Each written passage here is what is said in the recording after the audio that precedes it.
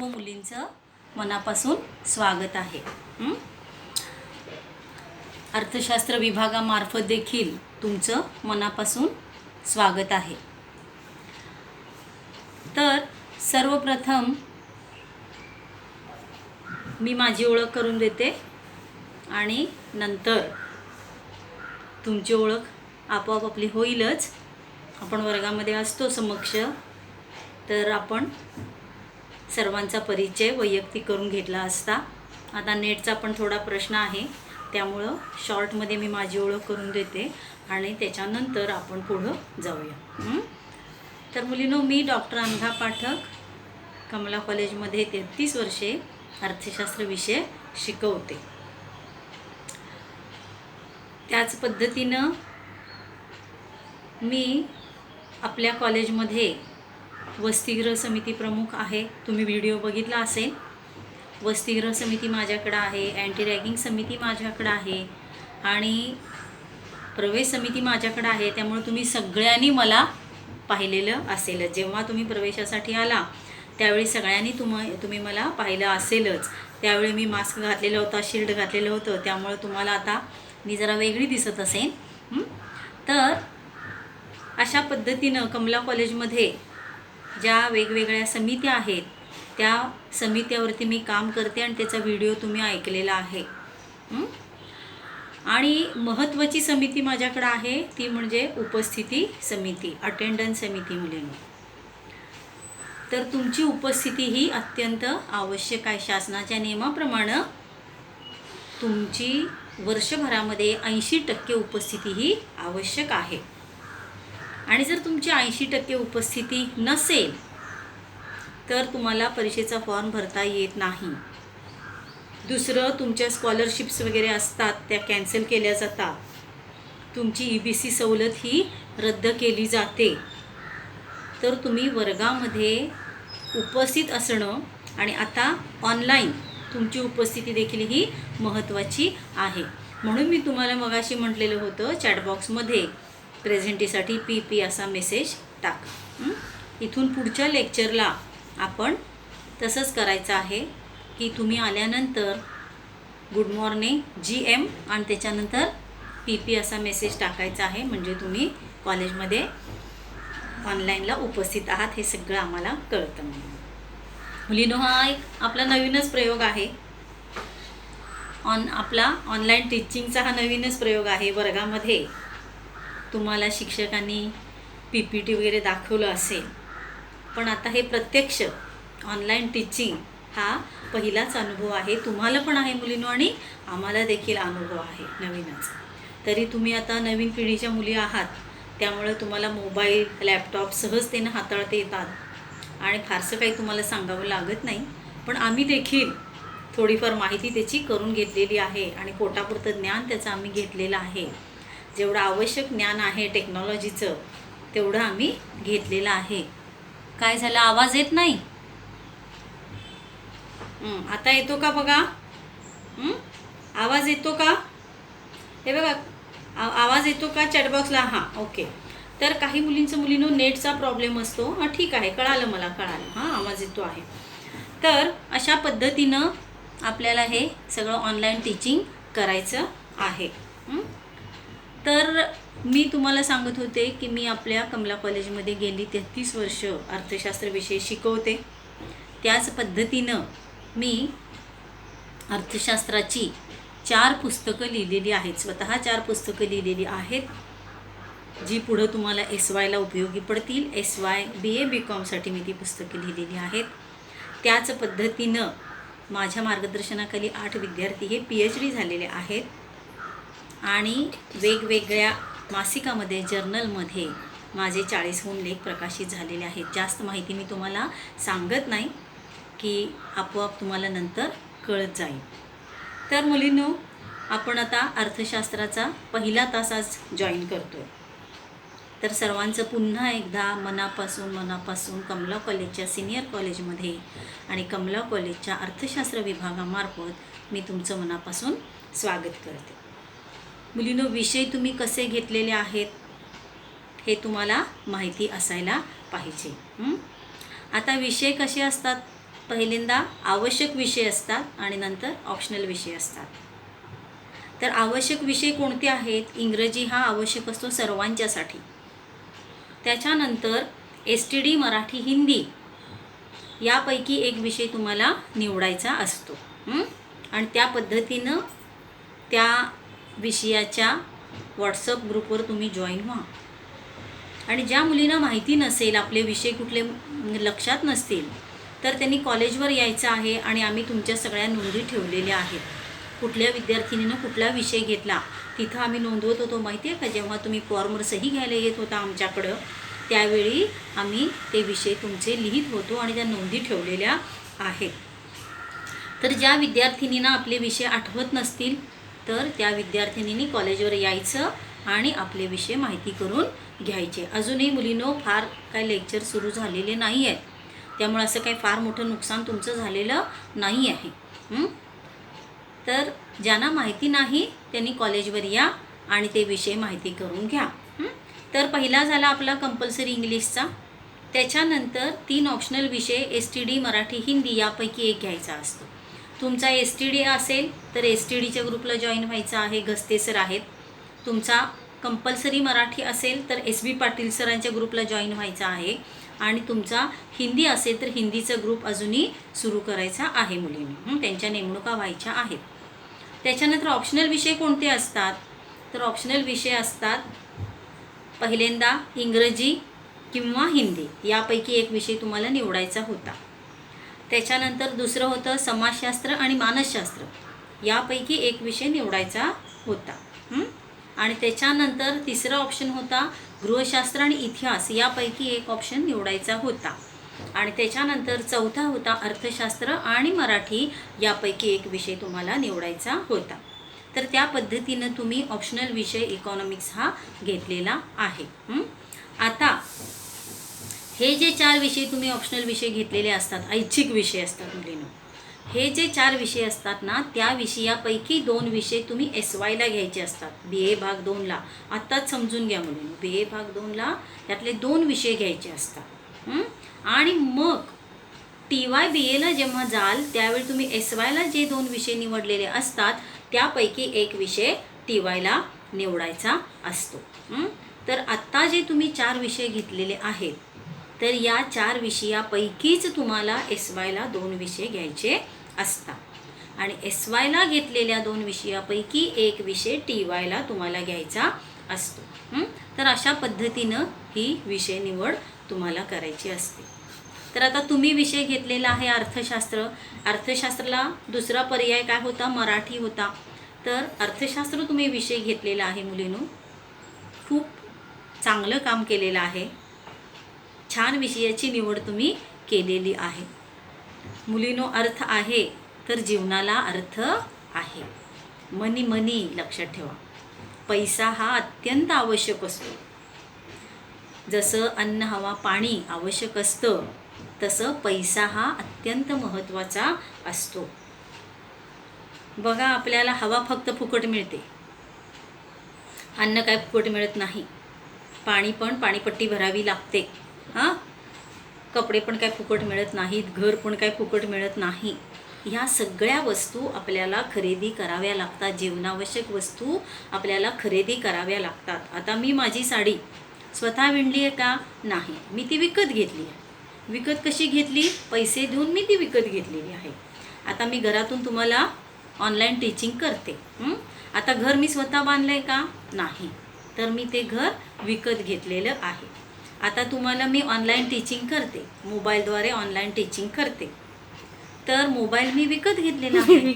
तर सगळ्या गोष्टी मुलींनो आपल्याला हवा सोडून सगळ्या गोष्टी आपल्याला खरेदी कराव्या लागतात. आणि त्यासाठीच पैसा हा महत्त्वाचा आहे. अर्थशास्त्र म्हणजे काय? पैशाचं शास्त्र. तर तुम्ही अर्थशास्त्र विषय निवडून मुलींनो खूप छान आयुष्यामध्ये एक चांगला निर्णय घेतलेला आहे. तर अर्थशास्त्र कुठं नाही सांगा, सगळ्यांना कळतं अर्थशास्त्र.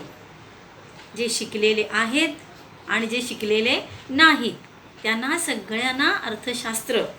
आता भाजी विकायला बसलेली अडाणी बाई असते, पण तिला पण कळतं, लक्षात ठेवा, तिला ते समजून घ्यावं लागतं, कारण त्याच्याशिवाय जीवन आपलं चालत नाही. पैशाविना आपलं जीवन चालत नाही. पैसा हा अत्यंत महत्त्वाचा आहे आणि पैसा हा तुम्ही मुलीनो प्रामाणिकपणे मिळवायचा असतो. आणि ह्या आपल्या अर्थशास्त्रामध्ये आपण पैशाचं शास्त्र, त्याला अर्थशास्त्र असं म्हटलं जातं. तर आता यावर्षी तुम्हाला मी सिलेबसची ओळख आता करून देणार आहे. खरं तर काय आहे, आपले नेताजी पवार सर हे BA 1ला अर्थशास्त्र शिकवतात. पण सरांची तब्येत बरी नाही आहे आणि त्यामुळं आवाज येत नाही आहे. हां, तर पवार सरांची तब्येत बरी नाही आहे, त्यामुळं मी तुमचं हे लेक्चर घेत आहे. सरांची तब्येत बरी झाली की सर जॉईन होतील. तर आता तुमचे लेक्चर्स कसे आहेत, मला वाटतं सोमवारी आहे आणि शनिवारी आहे. टाईम टेबल आणि एकदा कन्फर्म करा. तर मी तोपर्यंत सर येईपर्यंत मी लेक्चर घेणार आहे. कोणाला म्यूट करायला सांगते आहे, हे कोणाच तरी मेसेज येतो आहे एकटीचा. तर मुलींनो, आपले ऑडिओ जे काय आहेत ते बंद करा, म्हणजे काय होईल, माझा आवाज सगळ्यांच्यापर्यंत पोहोचेल. तर आपल्याला अर्थशास्त्र यावर्षी शिकायचं आहे. मी आज तुम्हाला अर्थशास्त्राच्या सिलेबसची आपल्या ओळख करून देणार आहे. त्यापूर्वी थोडी अर्थशास्त्राचं जे काही महत्त्व आहे ते महत्त्व मी तुम्हाला थोडक्यात सांगणार आहे. तर पहिल्यांदा सांगितलंच तुम्हाला मी, अर्थाशिवाय काही जीवनाला अर्थ नाही आहे. तर अर्थशास्त्र हे महत्त्वाचं आहे. आपल्या दैनंदिन जीवनामध्ये देखील मुलींनो अर्थशास्त्र हे अत्यंत महत्त्वाचं आहे. आता अर्थशास्त्र कुठं कुठं उपयोगी पडतं, अर्थशास्त्र कुठं कुठं उपयुक्त ठरतं. जर तुम्ही MPSC UPSCच्या परीक्षा देणार असाल तर तुम्हाला अर्थशास्त्र येणं हे अत्यंत आवश्यक आहे. मुलींनो, त्याच्यावरती प्रश्न पुस्तकं कोणती घ्यायची मी सांगणार आहे. मुलींनो, पुस्तकं घ्यायची गडबड करू नका, मी तुम्हाला सांगणार आहे पुस्तकं कोणती घ्यायची. आपला सिलेबस झाला की मग आणि पुस्तकं घ्यायची गडबड करू नका. इतक्यात की तुम्हाला नोट्स हे दिले जातील आणि जेव्हा लायब्ररीचं कार्ड तुम्हाला मिळतं की नाही कॉलेजमध्ये, त्यावेळेला तुम्हाला कार्डवरती पण पुस्तकंही घेता येतात. आणि मुलींनो, 11वी 12वी सारखं टेक्स्टबुक इथं असत नाही. 11वी 12वीला तुम्हाला कसं असायचं, अर्थशास्त्राचं एक पुस्तक, समाजशास्त्राचं एक पुस्तक, त्याचं रिलायबल. तसं नसतं. सिनियरला आला की नाही की एकाच विषयासाठी अनेक लेखक पुस्तकं लिहित असतात. विद्यापीठ असं एकच पुस्तक सांगत नाही की बाबा तुम्ही हे पुस्तक वाचा म्हणून.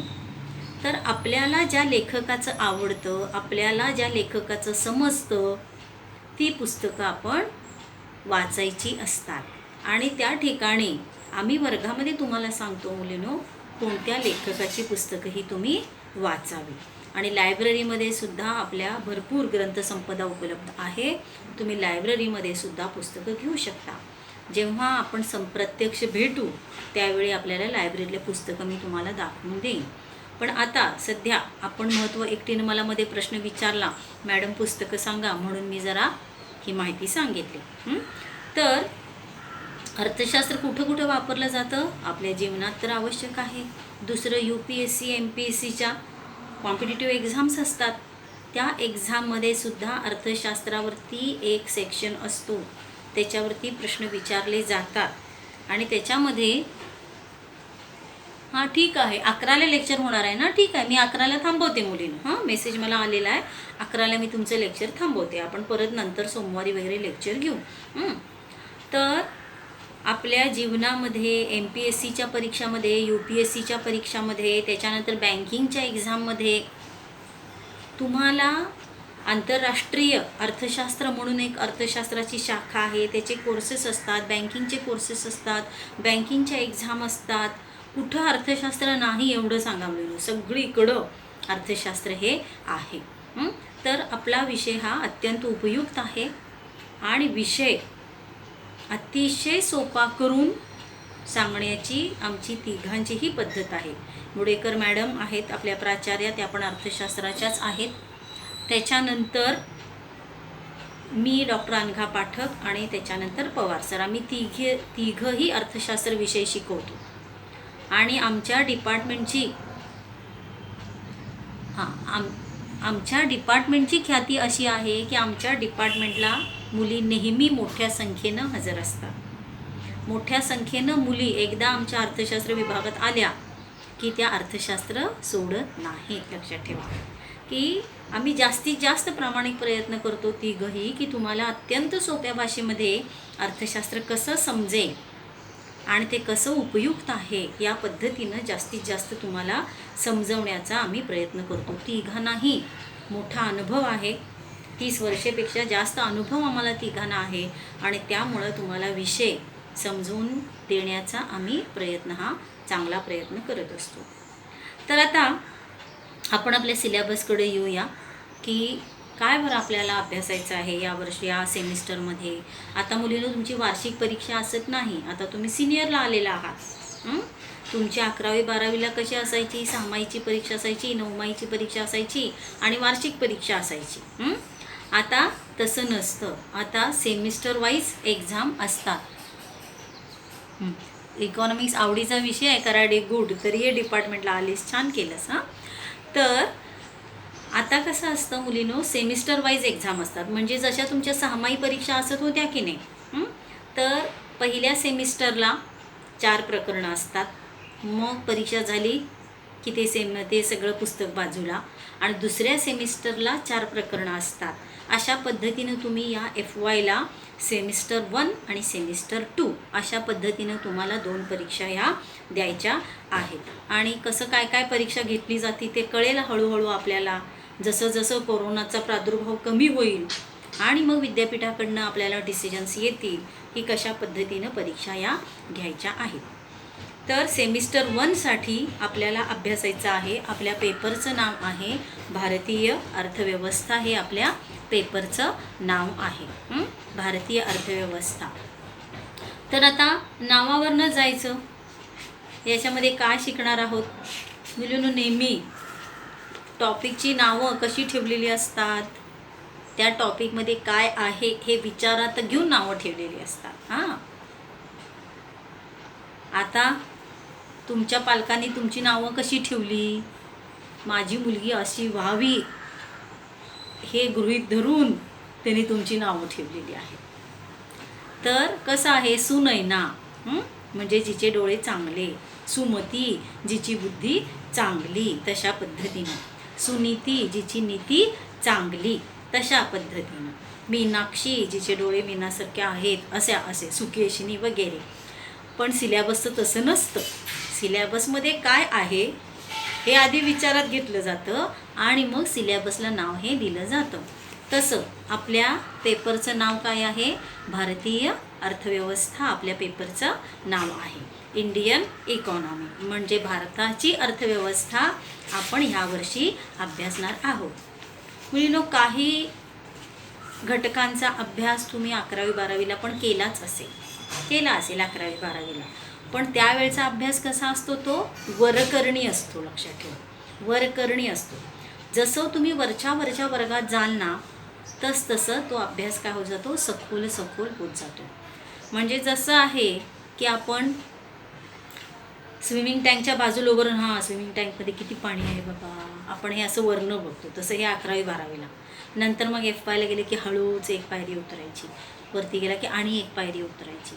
मग अशा पद्धतीनं जसं तुम्ही वरच्या वर्गात जाल तसं तुम्हाला प्रत्येक विषयाचा, अर्थशास्त्राचंच असं नाही मुलींनो, प्रत्येक विषयाचं तसं चाललेलं असतं. तर आता आपण अभ्यासणार आहोत ह्यावर्षी भारतीय अर्थव्यवस्था सेमिस्टर 1. लक्षात ठेवायचं, सेमिस्टर 1 भारतीय अर्थव्यवस्था आपल्या पेपरचं नाव आहे. आता याच्यामध्ये एकूण तुम्हाला 4 युनिट्स अभ्यासायचे आहेत, एकूण 4 प्रकरणं अभ्यासायची आहेत. तर त्याला मॉड्यूल्स असं म्हणतात, युनिट घटक. 4 घटक हे अभ्यासायचे आहेत. तर पहिला घटक कोणता आहे, पहिला घटक स्वातंत्र्योत्तर काळातील भारताचा आर्थिक विकास हा पहिला घटक आहे. कारण विकासाला सुरुवात कधी झाली भारताच्या मुलींनो, स्वातंत्र्यानंतरच झाली. कारण इंग्लिश लोकांची सत्ता होती आणि त्या लोकांनी भारताच्या विकासाचा काडी मात्र विचार केला नाही. भारताला स्वातंत्र्य मिळाल्यानंतर मग भारत सरकारनं नियोजनपूर्वक आर्थिक विकासाला सुरुवात केली. त्यांना ब्रिटिशांना काही पडलेलं नव्हतं. भारतातील किती लोक गरीब आहेत, भारतातील किती लोक दरिद्री आहेत, भारतामध्ये किती विषमता आहे, याचं काहीही त्यांना सोयरसुतक पडलेलं नव्हतं, कारण ते परकीयच होते. आणि मग नंतर स्वातंत्र्य मिळाल्यानंतर भारत सरकारनं जाणीवपूर्वक आपलं सरकार आलं आणि जाणीवपूर्वक आपण विकासासाठी प्रयत्न हे केलेले आहेत. तर त्या ठिकाणी आपल्याला अभ्यास काय करायचा आहे, या पहिल्या मॉड्यूलमध्ये, पहिल्या घटकामध्ये, पहिल्या प्रकरणामध्ये त्याच्यामध्ये 4 उपघटक अभ्यासायचे बरं का. पहिल्या प्रकरणामध्ये परत आपल्याला 4 उपघटक अभ्यासायचे आहे. तर कसं आहे, पहिलं की भारतीय अर्थव्यवस्थेची प्रमुख वैशिष्ट्ये आपल्याला अभ्यासायची आहेत. स्वातंत्र्योत्तर काळातील भारतीय अर्थव्यवस्थेची स्थूलमानानं वैशिष्ट्ये आपल्याला त्या ठिकाणी अभ्यासायची आहे. म्हणजे काय, भारताचं राष्ट्रीय उत्पन्न किती, भारताची लोकसंख्या किती, भारताचा आंतरराष्ट्रीय व्यापार काय, तर यास एक ढोबळ मानानं, एक स्थूल मानानं, इंग्लिशमध्ये पण इंडियन इकॉनॉमी हे पुस्तक आहे. ज्या बहुतेक मुलींचं मराठी मीडियम असतं आणि त्यामुळं मराठी मीडियममध्ये पुस्तकं, इंग्रजीमध्ये पण आहेत. इंग्रजीमध्ये तर खूप छान पुस्तकं आहेत मुलींना. पण कसं आहे, आपलं जरा आपण इंग्रजीला जरा घाबरतो. त्यामुळं काय आहे, मराठी मीडियममध्ये जास्त मुली. आणि कसं असतं, विषय जेव्हा आपल्या मातृभाषेत शिकले जातात ना, तेव्हा ती जास्त समजतात. त्यामुळे तुमचं मराठी मीडियम आहे तर तुम्ही मराठीतली पुस्तकं वाचा आणि नंतर जशा वरच्या वर्गात जाल तसं मग इंग्लिश मीडियमची पुस्तकं पण वाचायला हरकत नाही. आता आपण पहिल्या प्रकरणामध्ये पहिला भाग अभ्यासणार आहे, भारतीय अर्थव्यवस्थेची वैशिष्ट्ये. काय झालं, आवाज येत नाही? आवाज का येत नाही ग? हिच्या नेटला प्रॉब्लेम आहे का? बघा बरं जरा. कोण पेपर इंग्लिशमध्ये देऊ शकतेस बाळ तू, पण कसं आहे मग तुला सगळ्याच विषयाचे द्यावे लागतील ना इंग्लिशमध्ये पेपर. ठीक आहे, आपण त्याच्यावर नंतर चर्चा करू. मुलीनो, तुमचं पण लेक्चर आहे ना पुढं 11चं, जरा सिलेबस मी धावता आढावा घेते सिलेबसचा. तर पहिलं आपण अभ्यासलं भारतीय अर्थव्यवस्थेची प्रमुख वैशिष्ट्ये. त्याच्यानंतर दुसरं काय आहे, भारतीय अर्थव्यवस्थेमध्ये रचनात्मक बदल काय झाले. आता रचना म्हणजे काय, 3 क्षेत्र असतात अर्थव्यवस्थेमध्ये, प्राथमिक, दुय्यम आणि सेवा क्षेत्र. 51 साली विचार केला तर भारतीय अर्थव्यवस्था कशी होती, कृषी प्रधान अर्थव्यवस्था होती. आणि आजचा विचार केला तर भारतीय अर्थव्यवस्था ही सेवा क्षेत्र प्रधान अर्थव्यवस्था आहे. म्हणजे ही रचना बदललेली आहे ना.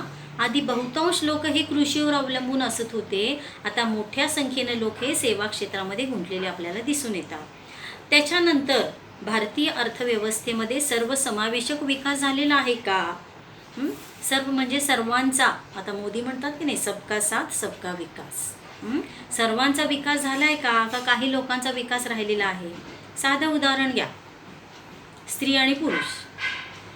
किती स्त्रिया रोजगारात आहेत, किती स्त्रिया व्यवसाय करतात, नाही ना. मग स्त्री पुरुष समानता आपल्याकडे नाही आहे. स्त्रिया या अजूनही मागं आहेत, त्या अजूनही तेवढ्या संख्येनं रोजगारात व्यवसायात नाही आहेत. इथं आपल्या त्या ठिकाणी काय दिसून येतं की सर्वसमावेशकता दिसून येते. आणि म्हणून सरकारचे कार्यक्रम आहेत मुलींनो, की महिला विकास, बालकल्याण विकास, अशा पद्धतीचं मोफत शिक्षण. तुम्हाला 12वीपर्यंत मोफत शिक्षण का दिलं सरकारनं, कारण तुमच्या आईवडिलांनी तुम्हाला शिकवावं म्हणून सरकारनं मोफत शिक्षण दिलेलं आहे. अशा योजना आहेत. आणि त्याच्यानंतर शाश्वत विकास. शाश्वत विकास म्हणजे काय, जो विकास कायमस्वरूपी चालू राहतो, ज्या विकासामध्ये खंड पडत नाही, अशा विकासाला आपण काय म्हणतो, शाश्वत विकास. चिरकाल टिकणारा विकास, कायमस्वरूपी चालणारा विकास, त्याला आपण काय म्हणतो, शाश्वत विकास. मग शाश्वत विकास म्हणजे काय, याची वैशिष्ट्ये आपल्याला अभ्यासायची आहेत. आता हे झालं पहिलं प्रकरण, भारतीय अर्थव्यवस्था, स्वातंत्र्योत्तर काळातील भारतीय अर्थव्यवस्था. आता दुसरं प्रकरण काय आहे, भारतीय अर्थव्यवस्थेसमोरील आव्हानं कोणती आहेत. भारतीय अर्थव्यवस्थेसमोर मोठे प्रॉब्लेम्स कुठले आहेत, कुठले प्रॉब्लेम्स आपल्याला सॉल्व्ह करायचे आहेत, कुठल्या समस्या आपल्याला सोडवायच्या आहेत, कुठली आव्हानं आपल्यासमोर आहेत, ही अभ्यासायची आहेत. तर त्याच्यामध्ये आपण अभ्यासणार आहोत भारतातील दारिद्र्य. सगळ्यांना माहिती आहे. तर दारिद्र्य म्हणजे काय, दारिद्र्याच्या व्याख्या. तर मुलीनं साधी सोपी एक दारिद्र्याची व्याख्या तुम्हाला सांगते. ज्या व्यक्तीला किंवा ज्या कुटुंबाला एक वेळचं अन्न पोटभर मिळत नाही, अशा व्यक्तींचा आणि कुटुंबांचा समावेश दारिद्र्य रेषेच्या खाली होतो. माणसाला गरज काय असते? पोटभर 2 वेळा जेवण, किमान गरज असते मुलींनो. नाश्ता, चहा, पाणी सगळं सोडून द्यायचं. गरज काय आहे? फक्त 2 वेळा पोटभर अन्नाची.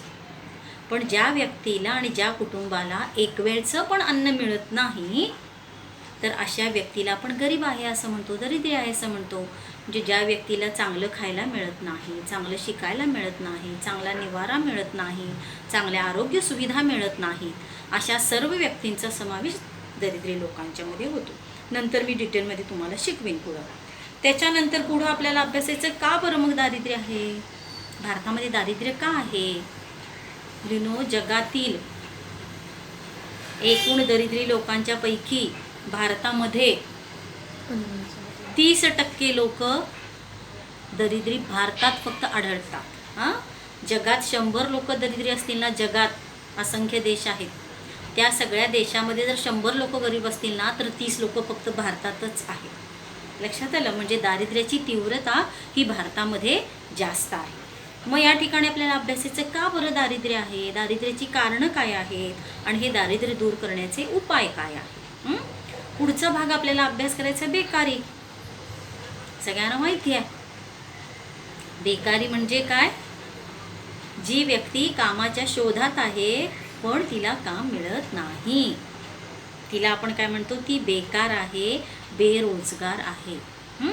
आता कामाच्या शोधात कोण जातं? आळशी माणसं जात नाहीत कामाच्या शोधात. जी व्यक्ती शारीरिकदृष्ट्या सदृढ आहे, मानसिकदृष्ट्या फिट आहे, काम करण्याची इच्छा आहे, मिळेल ते वेतन स्वीकारायला तयार आहे, पण तरीही तिला काम मिळत नसेल, तर आपण काय म्हणतो? ती बेरोजगार आहे. साध्या भाषेत, जी व्यक्ती कामाच्या शोधात आहे पण तिला काम मिळत नाही, अशा व्यक्तीला आपण बेरोजगार आहे असं म्हणतो. मग बेकारी म्हणजे काय? मग बेकारी का निर्माण होते? बेकारीची कारणं काय? बेकारीचे उपाय काय? मुलींनो, बेकारी ही अत्यंत वाईट आहे. ज्यांना उद्योग नसतात ते नाही ते उद्योग करतात, उद्योग करणाऱ्यांना पण उद्योग करू देत नाहीत.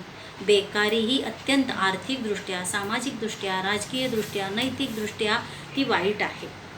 तर बेकारी म्हणजे काय ह्याचा सगळ्याला आपल्याला अभ्यास करायचा आहे. बेकारीची कारणं काय आहेत आणि बेकारी दूर कशी करायची याचे उपाय पण अभ्यासणार आहोत. त्याच्यानंतर पुढचं 3रं प्रकरण आहे आपल्याला भारतीय अर्थव्यवस्थेच्या समस्या. परत भाग 2, भाग 1 प्रकरण 2 आणि भारतीय अर्थव्यवस्थेच्या समस्या किंवा आव्हाने भाग 2. आता त्याच्यामध्ये कुठल्या समस्या आपण अभ्यासणार आहोत? तर पहिला आहे की का बरं भारतामध्ये विषमता ही निर्माण झालेली आहे?